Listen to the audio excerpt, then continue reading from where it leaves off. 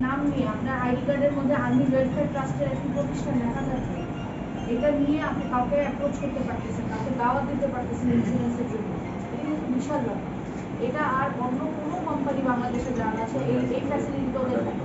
এটা খেয়াল করে দেখেন, পুরোপুরি আমাদের ব্যাকআপ আছে। এবং আপনার একটা জিনিস সবচেয়ে বড়, আপনি এইটা আপনি 100% কনফিডেন্ট থাকবেন আপনার গ্রাহকের টাকা এবং আপনার পাওনা এখানে 100% সেফ। আমরা কি বুঝি?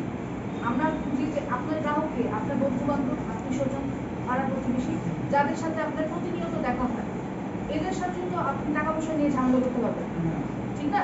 এটা তো একটা বিশাল ব্যাপার। আর গ্রাহক আমাকে পাবেন, কিন্তু আপনার প্রতিবেশী আপনাকে পাবে আপনার বাড়ির পাশে থেকে। এদের টাকাটা যে আপনি নিচ্ছেন সেটা সেফ। এরকম কিন্তু আমি আমার 22 বছর চলে ইন্স্যুরেন্স সেক্টরেই আমি বড় হওয়া আমার। এখানে আমি বলতে পারবো না আমি অন্য কোনো কোম্পানির ব্যাপারে এরকম গ্যারান্টি দিতে পারবো। যেই কারণে আমি আবার দ্বিতীয়বার যখন আমাকে অফার দেওয়া হয়, আমি আস্থা রেখে আবার জয়েন করি। একবার করেছি, আবার চলে গেছিলাম, মাঝখানে আবার আসছি। বিকজ এখানে গ্রাহকের টাকা নিয়ে কোনো নড়ছড় নাই, আপনার ট্রান্সপারেন্সি আছে, আপনাদের দেনা। যদি আমাদের ইন্স্যুরেন্স সেক্টরে ক্যারিয়ার করার পিছনে কেন আপনারা ইন্স্যুরেন্সে, আমি কেন ব্যাংকিংয়ে গেলাম, আমি কেন ইন্স্যুরেন্সে আসলাম, আমি আমার স্টোরিটা আপনাদের সাথে শেয়ার করতে পারি। একে তো হচ্ছে ইন্স্যুরেন্সে আপনার অগাধ স্বাধীনতা। আপনি এটাকে প্রথমে আপনি পার্ট টাইম জব করেও দেখতে পারেন যে আপনি পছন্দ করছেন কিনা ইন্স্যুরেন্স।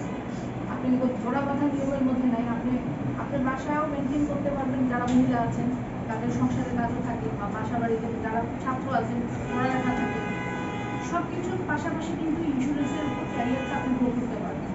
এবং এটা হচ্ছে আস্থা খালি নামে না, আস্থা আমাদের কাজে, ঠিক আছে?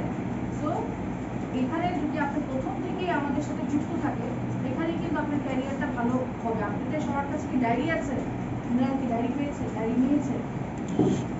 ডায়েরিটা আমি আপনারা সবাই যারা সিরিয়াস তারা সবাই ডায়েরিটা নেবেন।